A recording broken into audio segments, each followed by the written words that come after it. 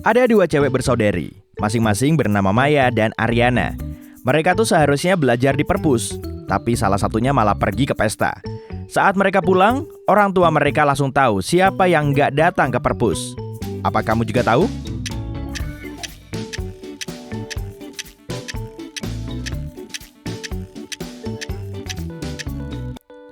Maya, di rambutnya ada glitter tuh. Pak Haris menyewakan kos-kosan. Dia melarang penghuni kosnya membawa hewan peliharaan. Tapi kok dari lantai 2 terus-terusan terdengar gonggongan anjing? Di lantai tersebut ada 3 penghuni kos. Pak Haris pun kemudian mendatangi mereka. Ada Pak Wisnu, Bu Kaila, dan Pak Anang. Kira-kira siapa nih yang punya anjing?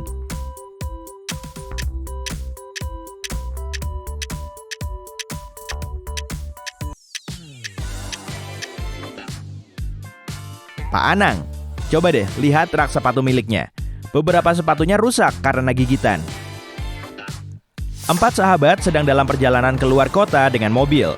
Suatu ketika, si sopir agak meleng sehingga mobilnya menabrak tiang. Sesaat kemudian, polisi tiba di lokasi dan mulai melakukan investigasi. Saat dia menanyakan siapa pengemudinya, nggak ada yang mau ngaku dong. Si polisi kemudian mengecek mobil itu. Nah, apa kamu tahu siapa pengemudinya?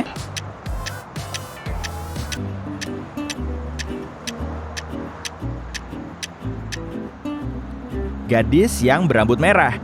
Di kursi kemudi ada sweater dan cuma dia yang nggak pakai sweater. Jadi, sudah pasti sweater itu milik dia. Bu Mulia lagi nunggu paket yang sudah lama belum datang juga. Karena harus segera ngantor, dia meminta suaminya untuk menanyakan paket itu ke kantor pos. Saat Bu Mulia pulang, suaminya mengaku kalau dia baru saja kembali dari kantor pos. Lalu dia bilang, petugas pos belum menerima paket itu. Tapi Bu Mulia nggak percaya dan malah menuduh suaminya belum pergi kemanapun. Kok dia bisa tahu?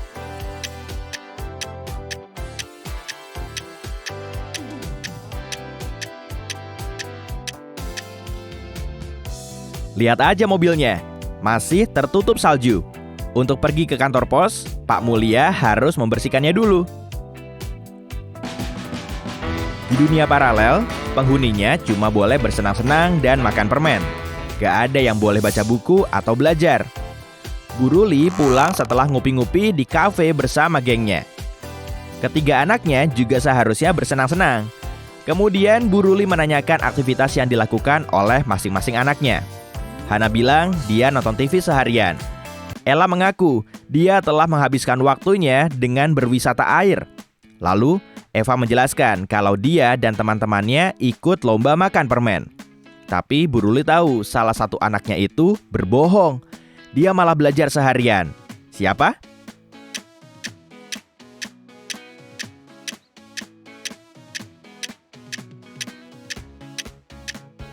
Hana. Lihat tangannya baik-baik. Ada noda bekas tinta. Kalau dia nonton TV seharian, kenapa juga pegang-pegang pulpen? Pada bulan Juni, semua mahasiswa Fakultas Ekonomi mengikuti ujian ekonometrika. Makul ini paling sulit di semester tersebut, sehingga semua mahasiswa jadi dakdikduk. Saat hari H, mereka pun memasuki ruang ujian, dan kursinya sudah diatur sedemikian rupa. Dosen yakin kalau salah satu mahasiswanya akan menyontek. Jadi, dia meminta si mahasiswa untuk duduk di depannya. Memangnya mahasiswa yang mana? Bagaimana dosen itu bisa tahu?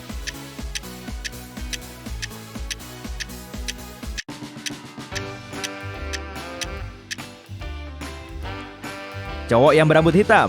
Mahasiswa lain berpakaian ringan. Tapi cuma dia sendiri yang memakai sweater berlengan panjang. Pasti ada yang dia sembunyikan. Oke, lanjut ya. Coba amati ketiga mahasiswi ini, Vina, Meli, dan Susi. Salah satu dari mereka menyontek saat ujian, tapi nggak ada yang memergokinya. Yang mana? Dan gimana dia menyontek?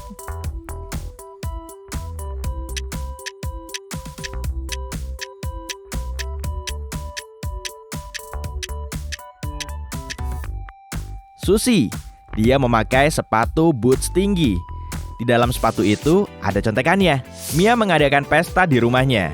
Di tengah pesta, dia tahu kalau kakaknya hilang. Dia pun mengeceknya ke lantai atas. Saat mendekati kamar kakaknya, Mia mendengar suara cekikikan. Rupanya, si kakak sedang ada di dalam kamarnya dengan cewek. Tapi, Mia belum tahu siapa cewek itu. Dia pun jadi kepo. Setelah mereka pergi, Mia segera menyelinap masuk untuk mencari petunjuk. Dia mencurigai 3 gadis, Lily, Sinta, dan Nike. Gak perlu berlama-lama, Mia pun tahu cewek yang dipacari kakaknya itu. Yang mana?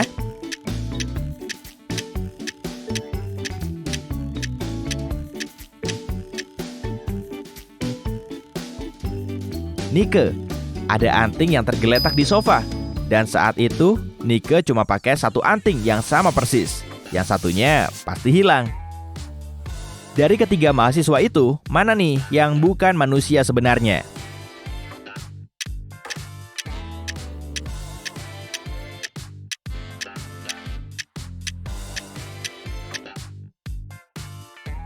Cowok yang di tengah tidak punya bayangan. Wah, mencurigakan juga. Miko naksir dengan Ella, teman sekelasnya. Suatu hari, Miko mengiriminya surat untuk mengajaknya ngedate. Tapi, Miko lupa meja Ella. Apa kamu tahu meja mana yang perlu diingat oleh Miko?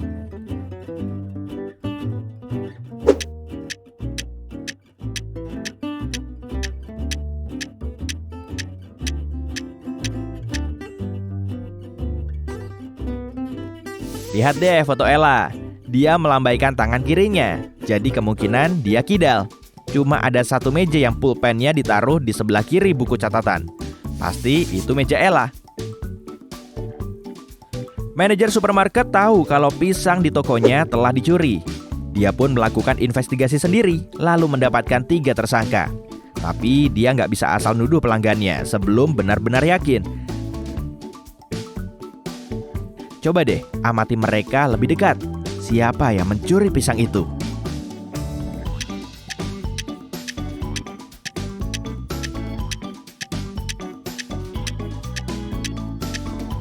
Kamu lihat cowok yang bertopi itu? Wah, topinya bisa jadi tempat yang pas buat ngumpetin barang curiannya. Pasti dia pencurinya. Brian dan Gina lagi piknik ke London. Malam itu mereka janjian mau ketemu di sebuah kafe. Mereka sedang dalam perjalanan menuju lokasi. Salah satu dari mereka kurang cerdas. Apa kamu tahu yang mana?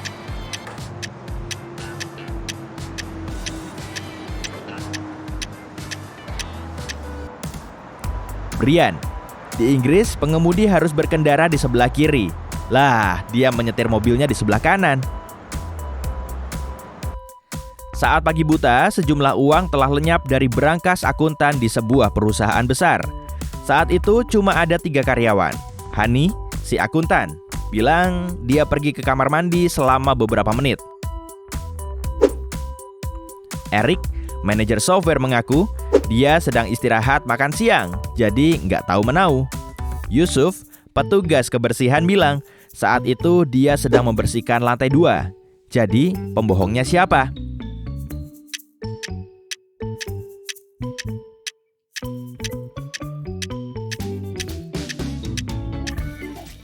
Eric. Dia nggak mungkin beristirahat makan siang. Saat itu masih pagi buta. Seseorang telah mencuri makanan di supermarket.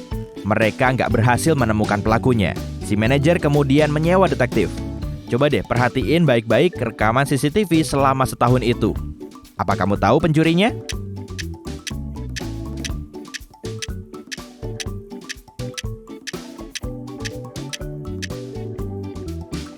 Wanita hamil yang berambut hitam. Udah selama setahun, tapi dia masih juga hamil. Ukuran perutnya juga sama. Wah, pasti pura-pura hamil tuh. Tia dan pacarnya, Dodi, sedang menikmati waktu bersama. Setelah makan siang, Dodi bilang dia harus menyelesaikan urusan mendadak. Lalu dia meninggalkan Tia sampai berjam-jam. Ketika Dodi kembali, Tia tahu kalau Dodi telah menipunya. Seketika itu juga, dia minta putus. Loh, kenapa?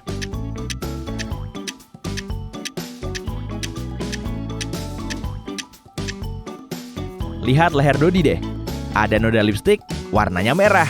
Sedangkan Tia pakai lipstik pink. Waduh Dodi, lipstik siapa tuh? Ketahuan ya? Pak Robi, salah satu dokter bedah terbaik, datang ke perusahaan asuransinya. Pria itu bilang dia kerampokan di jalan. Pegawai asuransi pun segera menanyakan detail penjahatnya. Tapi Pak Robi bilang dia nggak ingat. Kejadiannya berlangsung sangat cepat. Lagi pula penglihatannya rabun. Tapi kemudian pegawai asuransi itu tidak mau menginvestigasi lebih lanjut. Dia bilang Pak Robi berbohong karena sebetulnya dia nggak dirampok. Kenapa lelaki itu nggak percaya dengan Pak Robi?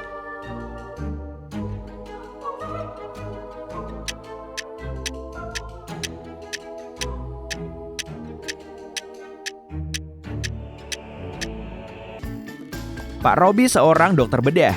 Dokter bedah mana mungkin rabun. Jadi, Pak Robi pasti bohong.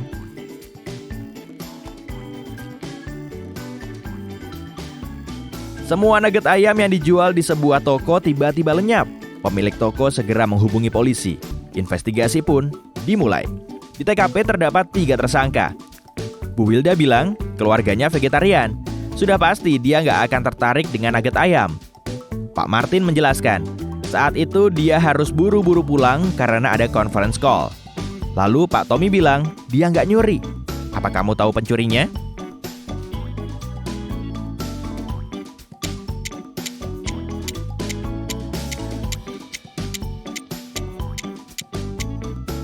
Pencurinya Bu Wilda. Dia bilang keluarganya vegetarian. Tapi kok di belakangnya ada ayam panas yang terhidang di atas meja? Ismi sedang menyusuri hutan. Saat mulai gelap, dia mencari-cari jalan pulang, tapi nggak nemu juga. Dia pun tersesat. Akhirnya, dia melihat rumah penyihir. Lalu dia meminta si nenek sihir untuk menunjukkan jalan pulang. Penyihir itu pun mengiyakan, tapi dengan satu syarat. Dia memberi Ismi seutas tali, lalu berkata, "Taruh tali ini di mana saja. Kalau aku bisa menginjaknya, kamu harus tinggal bersamaku selamanya. Tapi kalau aku tidak bisa, akan kutunjukkan jalan pulang." Apa yang harus dilakukan Ismi?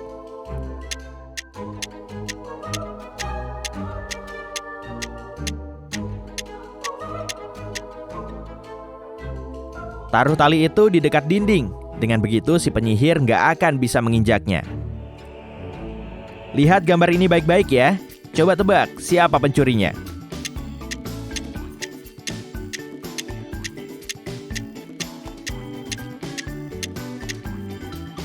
Cowok ini. Tangan kanannya merogoh isi tas cewek ini.